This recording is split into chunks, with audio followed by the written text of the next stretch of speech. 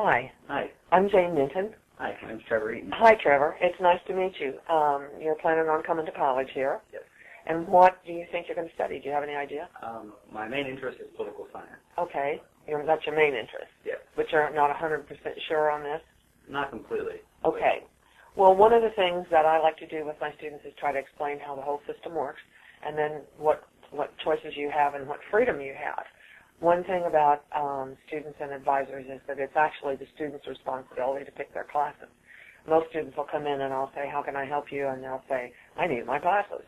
But actually, because all students are different at a community college, it really is up to you, and I'm going to teach you how to do that. So if you specifically want political science, this is called a curriculum guide, and this is what a student uses to know what classes they have to take for the whole 2 years that they're here. And they should be able, if they follow this guideline, to finish in exactly 2 years. But sometimes it takes a little longer than that for various reasons. The thing about a curriculum guide is that you really don't have to do things in any particular order. Sometimes, if you look down here, you'll see English 102. Sometimes you'll have to do English 101 first, so that's called a prerequisite. So some classes have a prerequisite, and most of them don't. But on this particular curriculum guide, there probably aren't any prerequisites for anything except English. So that would be what you would be following, if that's for sure what you're going to do. Much of the time, students are uncertain about what they want, so we use the most general. Now, students will come in and say, I just need my generals. Well, the difficult thing about generals is that they differ depending on what degree it is that you really want to go into. This is the Associate of Arts degree, which is the most general of all. So when I'm working with a student, I'm going to try to find out, are they going to go into science or are they not going to go into science? If they're going to go into something heavy-duty that involves chemistry and physics and those kind of things, we would be following the Associate in Science curriculum guide. If we're going to do just the most general of all, we're going to follow the general studies. Now, one of the things you'll notice about the curriculum guide is that if you were to take every class that's on this list, it would plug right into this list. So all students are going to have English 101, 102, and speech. They're going to have one fine arts, one humanities, and then one more. They're going to do a college-level math, 3 social sciences, either history or government, psychology, and then another of their choice. Then they're going to have 3 sciences, health, what's called a supportive skills, which is either a second math or a computer class, then what's called an integrative elective, that lets you know that the whole world is not white, Anglo-Saxon, Protestant. So it's about diversity. And then fill it up with whatever it is that you choose. Now, as I said, all these things match up with these things. So sometimes this is the best place to start. The most often asked question is, what's a fine arts, what's a humanities, what's a social science? So the second page of this particular curriculum guide lists what the fine arts are and what the humanities are. Students oftentimes will do some self-advisement and they'll put themselves in classes. And it's amazing what kind of mistakes they can make. So it really is the best thing to see your advisor and talk with your advisor about what works or what doesn't work. And the reason for this, for example, I teach death and dying, and that's a humanities class. However, it's not on this list over here as an approved humanities elective. All the sciences, like Bio 205 and 206, those are the anatomy classes, they're not listed on this. What this list is what's approved by what's called the Illinois Articulation Initiative. So no matter where you go to school in the state of Illinois, if classes have been approved as fine arts or sciences or whatever, they're going to transfer anywhere as a humanities or a fine arts to meet that requirement. So ideally, what the student will do is pick what classes they want that first semester, and that's the hardest. So that's when the advisor is going to be the most helpful. And look at what's required on either one of these curriculum guides. If you're thinking, well, I'm not sure, then you probably would want to start actually with the most general and do English and math and maybe a social science and something else on here that seems interesting to you. And then go over here and look and see what's actually required for political science. And try a couple of those classes, maybe one class, and see if you like it. And if you don't like it, the beauty of the Associate of Arts degree and the Associate of Science degree is that they'll transfer into anything. So a fine arts is a fine arts and a social science is a social science. So over here, if you're taking law and society, that's PSC 220. You look over here at the social sciences and see PSC 220 on that list. And I don't see PSC 220 on that list. So that class is going to count down here as a general elective rather than as a social science. So you look on this list, which is the general electives, and you'll find PSC 220. So it's kind of giving you the freedom of choice for a number of reasons. Then what you want to do is you want to say, okay, let me build my schedule. Okay, so you're going to build your schedule for spring. You know what classes you're in for this semester. And you're going to choose some classes for next semester. So you're going to keep going with this, and then you look up and see, okay, I'm ready for my college level math. You look down here and see what your choices are for college level math, and then you look up math here in the schedule book, and you find one that fits that you want to take.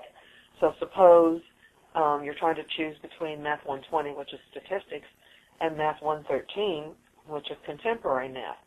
If you're not certain about these things, there are a couple things that you can do. You can look in our bulletin for a course description, or you can go online to the computer to the home page, and you'll find the syllabus for each of these classes, and you can compare the content and say, ooh, I don't want to do that, or that sounds like it's interesting to me. So probably one of the main questions that students have about how to use this book is that they have to know that it tells what it is, and it says whether it is the course type says transfer or it says career.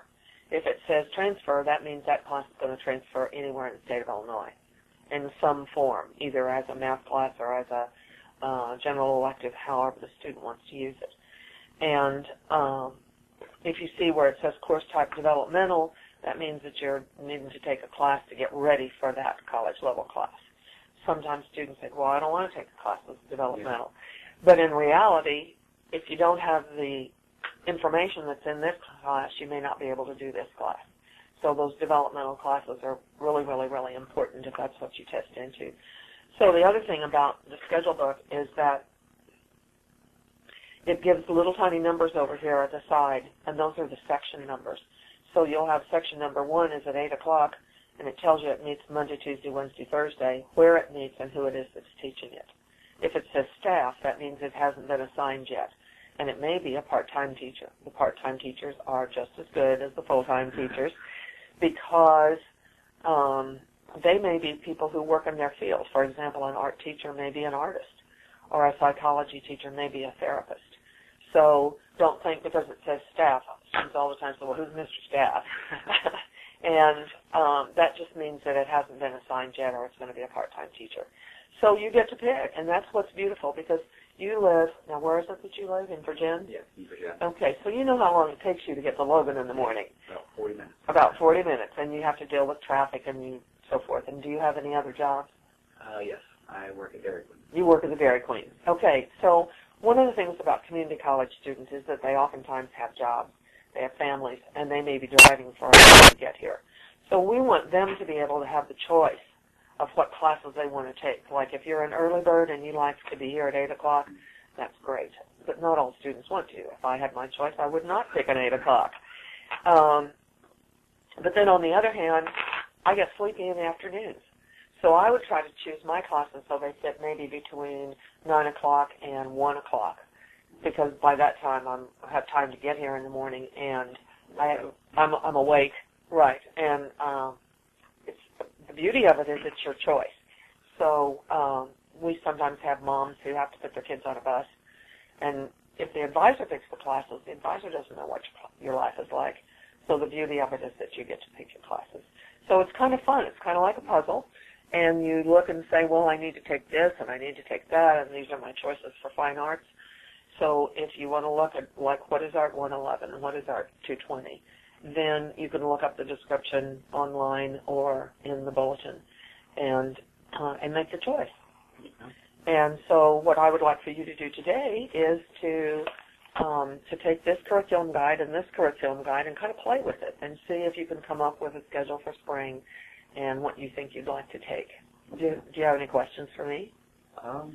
Any classes I've taken online prior in high school, do they Yes, those would count. We have dual credit students who are high school students who have taken some classes, and they are certainly counting towards your degree. Okay. If they're on the list, if you're looking at a transfer degree, like this is a transfer degree. Now, students sometimes will take CIS 101, which is a computer class, and that counts towards some of the vocational degrees. So you want to get the right classes for your degree as opposed to the wrong classes. And we have students, for example, the total number of credits that you have to have for most degrees is 62. So generally students will say, well, how many of these electives do I get down here? Because they can choose from this side, which is a lot of choices. But as long as that you add up the total and the total comes to 62, you're good. Okay? Any other questions? Don't believe so. Okay. So I thank you very much. So go play with this and come back and tell me what you think. All right. All right. Thanks. Thank you.